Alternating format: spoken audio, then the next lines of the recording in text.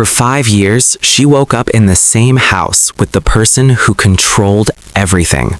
Her body, her silence, her fear. Every single day. The person she trusted most became the person who hurt her most. And for 1,825 days, she said nothing. Not to her family, not to her friends, not to anyone. Because when the person hurting you is the person everyone else loves, who do you tell? Who would even believe you? This is Clara's story, and what happened to her could happen to anyone, because 90% of abuse victims know their abuser. Most are hurt by someone they trust, someone close, someone who was supposed to protect them, and no one noticed until it was almost too late. If you believe stories like this deserve to be heard, please hit the like button and subscribe. Your support helps victims like Clara feel less alone. And before we continue, let us know in the comments where you're watching from. We'd love to hear from you.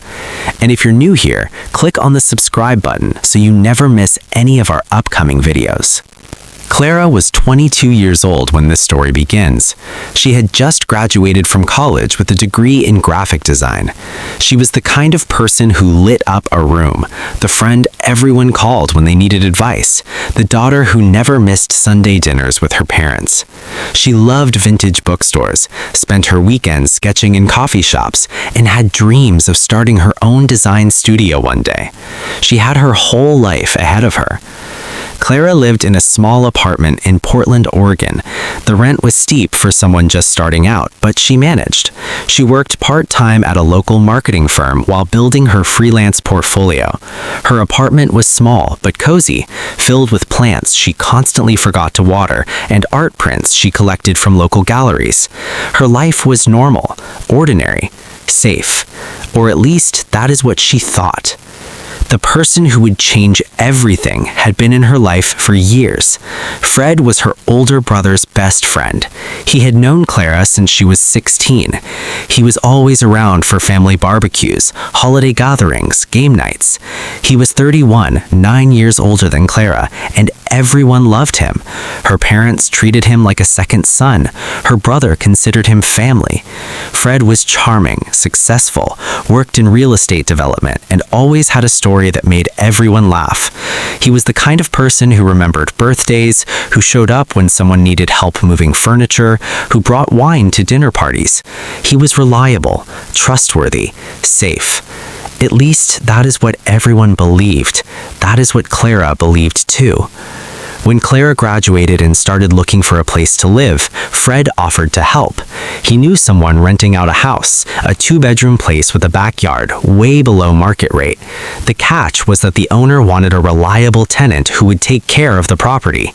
Fred vouched for Clara. He even offered to move into the second bedroom to split the rent and help her save money while she got her career started. It seemed perfect. Her parents thought it was a generous offer. Her brother was thrilled that his best friend would be looking out for his little sister. Clara felt lucky. She felt safe. That is how it started. With trust, with kindness, with an offer that seemed too good to refuse. Fred moved in 3 weeks after Clara. At first, everything was exactly as it should be. He kept to himself mostly, worked long hours, and when they were both home, they would watch movies or order takeout. Clara felt comfortable around him. She had known him for years. There was no reason not to trust him. He was practically family. The shift happened slowly, so slowly that Clara did not notice it at first. Fred started offering to drive her places, to help with groceries, to fix things around the house before she even asked. He was always there, always helpful, always making himself indispensable. Then came the comments. Small things, observations about what she wore, questions about where she was going, jokes about the guys she was dating that did not quite feel like jokes. One night, Clara came home late from a date. Fred was waiting in the living room. He didn't say anything at first, just stared at her. When she asked if he was okay, he stood up and walked towards her. He told her they needed to talk about boundaries, about respect, about how she was living under his roof and needed to be more considerate. Clara tried to argue that it wasn't his roof, that she paid rent too, but he cut her off. He stepped closer, close enough that she could smell the whiskey on his breath, close enough that she instinctively stepped back. And that's when she saw it. The look in his eyes, the way his jaw tightened, the way his hands flexed at his sides. She was not safe. She had never been safe. But by then, it was too late to leave. What happened that night was not a single incident. It was the beginning of a pattern that would rule Clara's life for the next 5 years. Fred didn't apologize. He didn't explain. The next morning, he acted like nothing had happened, made coffee, asked if she wanted breakfast, smiled like everything was normal. And Clara didn't know what to do. She felt confused, ashamed, terrified. She told herself maybe she had imagined it. Maybe she had overreacted. Maybe it was her fault for coming home drunk. This is what abuse does. It makes you doubt yourself. It makes you believe you're the problem. Fred started controlling everything. What time she came home, what she wore, who she talked to. He went through her phone while she slept. He questioned her about every message, every call, every social media post. If she went out with friends, he would text her constantly, asking where she was, demanding photos to prove it. If she didn't respond fast enough, he would show up wherever she was, claiming he was worried about her safety. Her friends started noticing. They asked if everything was okay. Clara always said yes, because how could she explain? How could she tell them that her brother's best friend, the man her family adored, was the person she feared most? What Clara endured was not just about physical control. It was psychological warfare. Fred knew exactly what to say to keep her silent. He reminded her that no one would believe her, that everyone loved him, that her family would think she was lying. He told her that if she said anything, he would tell everyone she was unstable, that she had been drinking, that she had tried to seduce him and was now making up stories because he rejected her. And Clara believed him, because abusers are master manipulators. They know how to isolate their victims, how to make them feel like they have no way out. The abuse was not always physical. Some days it was verbal. Fred would tell her she was worthless, that no one else would want her, that she was lucky he even tolerated her presence. Other days it was financial. He started keeping track of every dollar she spent, demanding she ask permission before buying anything. He controlled the rent payments, making her feel like she owed him, like she was dependent on him. And then there were the nights when she would lock her bedroom door and hear him testing the handle, the nights when she would wake up and find him standing in her doorway watching her sleep, the nights when she would pretend to be asleep, barely breathing, praying he would just leave. This was not a one-time incident. This was her life, every single day, for 5 years. Think about that. 5 years, 1,825 days of living in fear, of waking up and not knowing what version of Fred she would face that day, of going to work and pretending everything was fine while her hands shook and her stomach twisted in knots, of smiling at family dinners while Fred sat across from her, his eyes daring her to say something, knowing she would not. Because who would believe her? Fred was the golden boy, the responsible one, the man who always showed up. And Clara was just the girl who could not get her life together. At least that is what Fred made sure everyone thought. He started planting seeds of doubt about her mental state. He would make offhand comments to her parents about how stressed she seemed, how she was drinking more, how he was worried about her. He was setting the stage, making sure that if she ever did speak up, no one would take her seriously. And it worked. When Clara's mother asked if she was okay, she would say yes. When her friends noticed she had stopped going out, stopped posting on social media, stopped being herself, she made excuses. She was busy, tired, focused on work. No one pushed. No one suspected, because Fred made sure of it. He was always there, always helpful, always playing the role of the concerned friend. And Clara was drowning, and no one could see it. If you are still watching, comment justice below. This story gets heavier from here, but it is important that we hear it, because Clara's story is not unique. It is happening right now to someone you might know, someone who seems fine on the surface, but is screaming for help underneath. Stay with us. 5 years is a long time, long enough for Clara to lose pieces of herself she did not even know were gone until it was too late. Long enough for the fear to become so normal that she forgot what it felt like not to be afraid. Long enough for her entire identity to be rewritten by someone else. Fred did not just control her actions, he controlled her thoughts, her perception of reality, her sense of self-worth. This is what long-term abuse does. It doesn't just hurt you, it changes you. It rewires your brain to believe that the abuse is normal, that you deserve it, that there is no escape. Clara stopped recognizing herself. The girl who used to sketch in coffee shops, who used to laugh freely, who used to dream about her future, that girl was gone. In her place was someone smaller, quieter, more careful, someone who measured every word before speaking, someone who flinched at sudden movements, someone who had learned that survival meant making herself invisible. The abuse took different forms depending on Fred's mood. Some days he was almost kind. He would compliment her work, tell her she was talented, make her feel like maybe things would get better. Those were the most dangerous days because they gave her hope. They made her think that maybe if she just tried harder, if she was just better, the abuse would stop. But it never did. Hope became a weapon Fred used against her. He would give her just enough kindness to keep her from leaving, then take it away the moment she started to relax. Psychologists call this intermittent reinforcement. It's the same technique used in addiction and gambling and cults. It's one of the most powerful tools of manipulation because it keeps the victim constantly seeking the abuser's approval, constantly believing that change is possible, constantly blaming themselves when things go wrong. Clara blamed herself for everything. When Fred was cruel, she thought it was because she had done something wrong. When he was controlling, she thought it was because she had given him a reason not to trust her. When he hurt her, she thought it was because she hadn't been good enough. This is the psychology of abuse. It inverts reality. It makes the victim responsible for the abuser's actions. Fred isolated Clara systematically. He started small, making comments about her friends, suggesting that they were bad influences, that they didn't really care about her, that they were jealous of her success.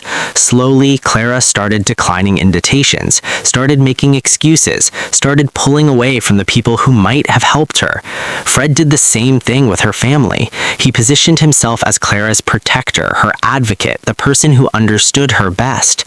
When Clara's mother called, Fred was always there, always offering updates, always reassuring her parents that he was taking care of their daughter. Her family had no idea they were talking to her abuser. They thought they were talking to her savior. Clara tried to leave multiple times. She would pack a bag, tell herself this was it, tell herself she was done. But every time something stopped her. Sometimes it was fear. Fred had made it clear what would happen if she tried to leave. Sometimes it was shame. How could she explain why she had stayed so long? What would people think? Sometimes it was financial. Fred controlled the lease, the utilities, everything. Clara didn't even know if she legally had the right to be in the house without him. But mostly it was something deeper, something harder to explain. Trauma bonds. When someone hurts you and comforts you, hurts you and apologizes, hurts you and tells you they love you, your brain forms an attachment that feels impossible to break. Clara knew Fred was destroying her, but part of her still believed he was the only person who understood her, the only person who wouldn't abandon her. This is why victims stay, not because they're weak, not because they want to, but because abuse rewrites the rules of reality. It makes leaving feel more dangerous than staying. It makes the abuser feel like the only safe person in a world that has become unbearable. Research tells us that it takes an average of 7 attempts for a victim to leave an abusive relationship. 7 times of gathering courage, of packing bags, of walking out the door only to return because the alternative feels impossible. Clara tried 3 times in 5 years. Each time, Fred had found a way to pull her back. Promises, threats, tears, manipulation, whatever worked. And each time Clara returned, the abuse got worse, because Fred had learned that she had nowhere else to go, that she was his, completely. The psychological damage was profound. Clara developed symptoms of complex post-traumatic stress disorder. She had panic attacks that would leave her gasping for air in public bathrooms. She had nightmares that made sleep feel like another form of torture. She had flashbacks that made her relive the worst moments over and over again. She stopped eating regularly. Her weight dropped. Her hair started falling out. Her friends, who still tried to stay in touch, noticed she looked sick, but Clara always had an excuse. Work stress, a flu that would not go away. Insomnia, anything but the truth. Because the truth was too big, too ugly, too impossible to say out loud. The truth was that Clara was being destroyed, piece by piece, day by day, by someone everyone else believed was a good man. And that contradiction, that impossible reality, was slowly killing her. By year 4, Clara had stopped believing she would ever be free. She had stopped imagining a future beyond the walls of that house. She had stopped recognizing her own reflection in the mirror.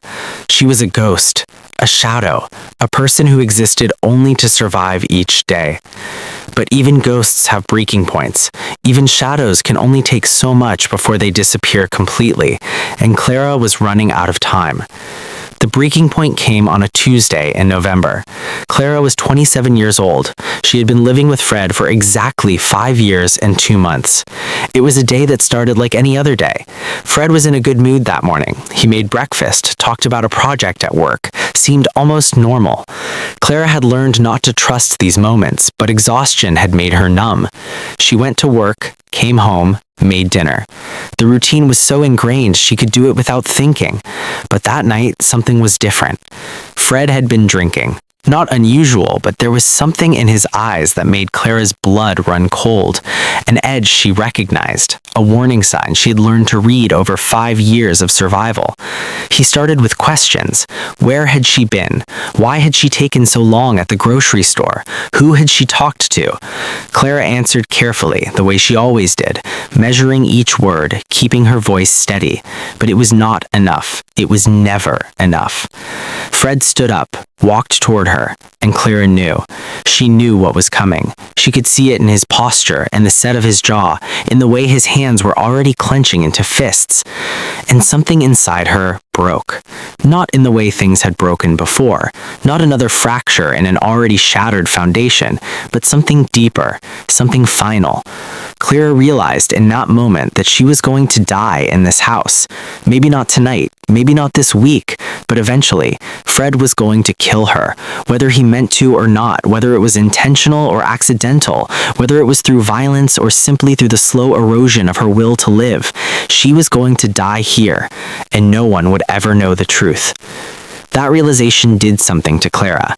Instead of freezing, instead of submitting, instead of disappearing into herself the way she had learned to do, she felt something she had not felt in years. Anger. Not at Fred, though that would come later, but at herself, for staying, for believing his lies, for thinking she deserved this, for wasting 5 years of her life being afraid. She looked at Fred, standing over her, expecting her to cower, expecting her to apologize for something she had not done, expecting her to play the role she had played for 5 years. And she said no. Just that. No. She did not yell it, did not scream it, just said it, quietly, firmly. No. Fred looked confused, like he had not heard her correctly. He demanded she repeat herself, and Clara, shaking so hard she could barely stand, said it again. No. She told him she was done. She told him she was leaving. She told him she did not care what he did or what he said or who he told or what lies he spread. She was leaving. And for the first time in 5 years, Clara walked past him, out of the kitchen, into her bedroom. She grabbed her phone, her wallet, her keys. She did not pack a bag, did not take anything else, because if she stopped, if she hesitated for even a second, she knew she would lose her nerve. Fred followed her. He was yelling now, saying all the things he always said, that she was nothing without him, that no one would believe her, that her family would disown her, that she was making a huge mistake. But Clara kept moving, one foot in front of the other, down the hallway, toward the front door. Her hand was on the doorknob when Fred grabbed her arm. His grip was tight enough to bruise. He pulled her back, told her she was not going anywhere. And Clara, this woman who had been silent for 5 years, this woman who had swallowed her fear and her pain and her truth for 1,885 days, finally screamed. She screamed for help. She screamed until her throat was raw. She screamed until a neighbor, an elderly man named Robert, who lived 2 houses down, heard her and called the police. She screamed until Fred let go, stepped back, realized that this time was different, that this time Clara was not going to be quiet. The police arrived 6 minutes later, 6 minutes that felt like 6 hours. Clara was standing on the front lawn, shaking, crying, barely able to form coherent sentences. Fred was inside, calm and collected, already preparing his story. The officers separated them, asked questions. Clara tried to explain, but the words came out jumbled and broken. 5 years of abuse does not fit into a neat police statement. It does not make sense to someone who wasn't there. The officers looked skeptical. They looked at Fred, who was polite and cooperative, who explained that Clara had been under a lot of stress, that she had been drinking, that she had mental health issues he had been trying to help her manage. And Clara saw it happening, saw the officers starting to believe him, saw her chance slipping away. But then one of the officers, a woman named Officer Martinez, looked at Clara, really looked at her, saw the weight loss, the bruises on her arms, the terror in her eyes, the way she flinched when Fred's voice carried through the front door. Officer Martinez had been trained to recognize signs of long-term abuse. She had seen this before. She knew what to look for. She asked Clara a simple question. "Do you feel safe going back into that house?" Clara shook her head, and Officer Martinez believed her. That night, Clara stayed at a women's shelter called Hope House. It was not what she expected. The building was nondescript, the location kept secret for the safety of its residents. Her room was small, just a bed and a dresser, but it was hers, and for the first time in 5 years, Clara locked the door and knew she was safe. She did not sleep. She sat on the edge of the bed, shaking, crying, processing what had just happened. She had left. She had actually left. The fear did not go away immediately. Clara kept expecting Fred to find her, to break down the door, to drag her back. But he did not. He could not, because Officer Martinez had done her job. She had documented everything, the bruises, Clara's statement, the neighbor's 911 call. She had connected Clara with victim services, with the shelter, with resources Clara didn't even know existed. The next morning, a victim advocate named Sarah came to see Clara. Sarah was in her 50s with kind eyes and a voice that was gentle but firm. She explained what would happen next, the legal process, the restraining order, the options Clara had. She also explained what Clara should expect emotionally, that leaving was just the first step, that the healing process would be long and difficult, that there would be days when Clara would want to go back, when the fear and the loneliness would make Fred's house seem safer than the unknown. Sarah told Clara something that would stay with her forever. She said, "You are not alone. What happened to you was not your fault, and you are stronger than you know." Clara started crying, not the silent tears she had cried for 5 years, but loud, gut-wrenching sobs. 5 years of pain came pouring out. Sarah sat with her, did not try to stop the tears, did not tell her it would be okay, just sat there, present, steady, proof that someone believed her. The hardest part was telling her family. Clara called her mother 2 days after leaving. Her mother answered on the second ring, her voice bright and happy. "Clara, sweetheart, how are you?" Clara did not know how to start. How do you tell your mother that the man she welcomed into her home, the man she trusted with her daughter, had been hurting her for 5 years? Clara took a breath and said, "Mom, I need to tell you something." What happened next was both Clara's worst fear and her greatest relief. Her mother listened. At first, she was confused, then shocked, then angry. Not at Clara, at Fred, at herself for not seeing it, at the world for allowing this to happen. Clara's father got on the phone. He was crying. Clara had never heard her father cry before. He kept saying, "I'm sorry, I'm so sorry, we should have known, we should have protected you." Clara's brother was the hardest conversation. When Clara told him, there was a long silence on the other end of the phone. Then he said, "I brought him into your life. This is my fault." Clara tried to tell him it was not, but he would not listen. He told Clara he would never forgive himself, that he should have seen the signs, that he should have protected her. Fred tried to control the narrative. He called Clara's family, her friends, anyone who would listen. He told them Clara was lying, that she had mental health issues, that she was trying to destroy his reputation because he had tried to help her and she had not appreciated it. Some people believed him. A few of Clara's friends stopped talking to her. Some extended family members questioned her story, but most people, the people who really knew Clara, believed her. Because when they looked back, they could see the signs. The way Clara had changed, the way she had stopped smiling, the way Fred had always been just a little too involved in her life. The pieces fit. The truth was undeniable. Clara filed for a restraining order. The court date was 3 weeks after she left. She had to sit in a waiting room, knowing Fred was somewhere in the same building. Her hands would not stop shaking. When her case was called, she walked into the courtroom and saw him, Fred, sitting with his lawyer, looking calm, looking innocent, looking like the man everyone thought he was.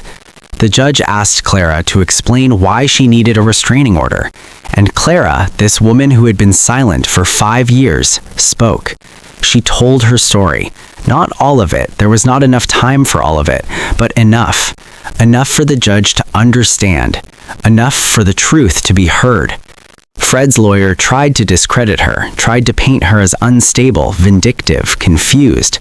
But Clara had evidence. She had the police report. She had photos of bruises. She had her own testimony, given with a clarity that came from finally telling the truth. The judge granted the restraining order. Fred was ordered to stay at least 500 feet away from Clara at all times. He was not allowed to contact her, not through phone, not through email, not through mutual friends. Clara walked out of that courtroom and felt something she had not felt in 5 years. Relief. Not happiness, not yet, just relief. Fred tried one more time. He showed up at her parents' house 2 months later. Clara was not there, but her brother was. Her brother, who had spent the past 2 months consumed with guilt, who had spent sleepless nights wondering how he could have been so blind, opened the door and saw Fred standing there. Fred tried to talk, tried to explain, tried to manipulate. Clara's brother did not let him finish. He told Fred that if he ever came near their family again, if he ever tried to contact Clara again, he would make sure everyone knew exactly who Fred was. He would make sure Fred's name was attached to the word abuser forever. Fred left, and he did not come back. Clara pressed charges. She met with a prosecutor named David Chen, who specialized in domestic violence cases.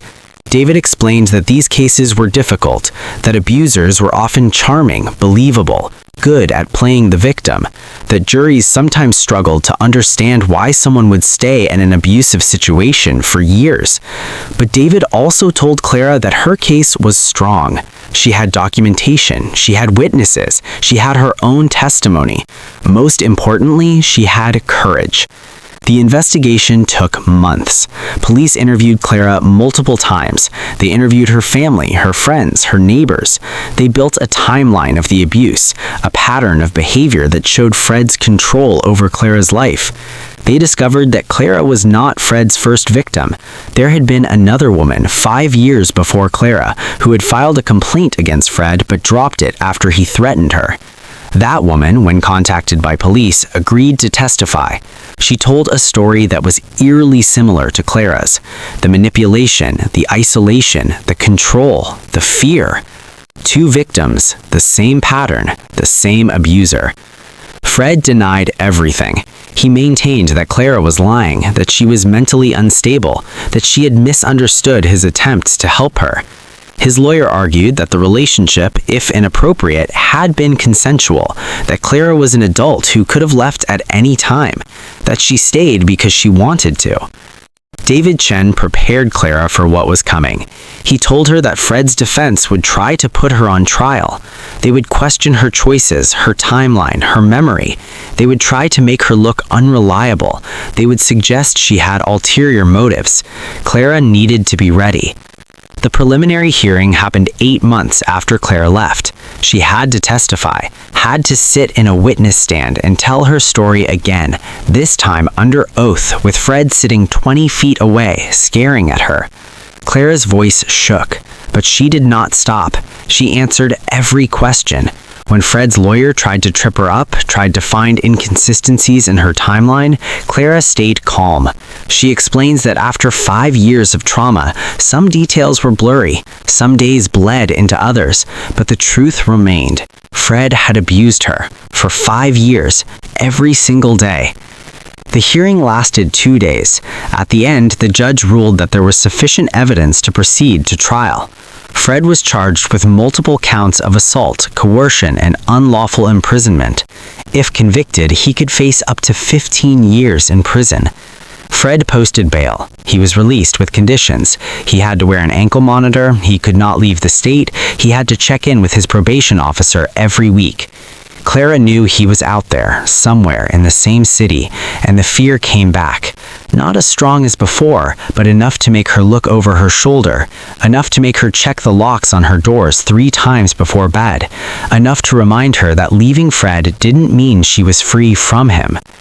The trial was scheduled 18 months after Clara's escape. 18 months of waiting, of living in limbo, of trying to build a new life while the old one was still haunting her. But Clara was not the same person she had been when she left Fred's house. She was learning to be herself again. Slowly, painfully, but she was learning. Trauma does not end when the abuse stops. Clara learned this the hard way. She started therapy 1 month after leaving. Her therapist, Dr. Rebecca Lynn, specialized in complex PTSD. Dr. Lynn explains that Clara's brain had been rewired by 5 years of abuse, that healing would not be quick or linear, that there would be setbacks and triggers and days when Clara felt like she was back in that house, even though she was not. Clara experienced flashbacks, a certain smell, a certain tone of voice, a certain type of weather. Anything could trigger a memory that felt so real, she would have to remind herself where she was, that she was safe, that Fred was not there. She had nightmares that left her gasping for air, afraid to fall back asleep. She struggled with trust, with anyone, with everyone. She questioned people's motives, looked for hidden meanings in innocent comments, expected betrayal from those who cared about her. This is what abuse does. It does not just hurt you in the moment. It teaches you that the world is dangerous, that people cannot be trusted, that you are not safe anywhere. But Clara also discovered something else. She discovered that she was stronger than she had ever imagined, not because she had survived. Lots of people survive, but because she chose to heal. Because she showed up to therapy every week, even when it was painful. Because she did the work of unpacking 5 years of trauma, piece by piece. Because she refused to let Fred take anything else from her. She joined a support group for abuse survivors. Sitting in a circle with other women who had stories like hers, Clara realized something profound. She was not alone. She had never been alone. There were thousands, maybe millions of women who knew exactly what she had been through, who understood the shame and the fear and the confusion, who had felt the same impossible contradiction of loving and hating the person who hurt them. Clara started reclaiming parts of herself she had lost. She started sketching again. At first, her hands shook so badly she could barely hold a pencil, but she kept trying. She drew pictures of the life she wanted, a small apartment of her own, a design studio with big windows, a future where Fred did not exist. She started dating again 2 years after leaving. It was terrifying. She did not know how to trust someone with her body, with her heart, with her story. The first man she dated was patient and kind. He did not push, he did not demand. He let Clara set the pace. But even with his kindness, Clara struggled. She had panic attacks. She froze up. She could not separate him from Fred and her mind. They broke up after 3 months. Not because he wasn't good to her, but because Clara was not ready. She needed more time. Clara moved into her own apartment 3 years after leaving Fred. It was small, a studio in a neighborhood she loved with a view of the city she had once dreamed about. She decorated it slowly, carefully, choosing every piece of furniture, every piece of art, every detail.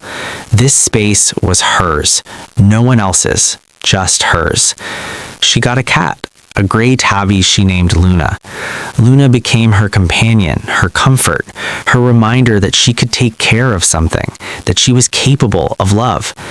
4 years after leaving, Clara started her own design studio. It was not big, just her and one assistant working out of a shared office space, but it was hers. She designed logos for small businesses, branding for nonprofits, websites for artists.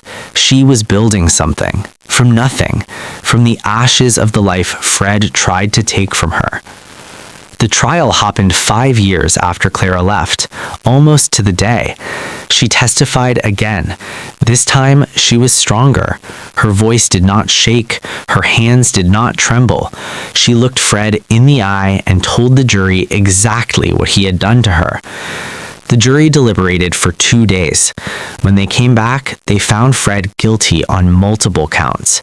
He was sentenced to 12 years in prison. Clara sat in the courtroom and felt something crack open inside her chest. Not relief, not joy, just a release, a letting go of something she had been carrying for so long she had forgotten what it felt like to put it down. Today, Clara is 32 years old.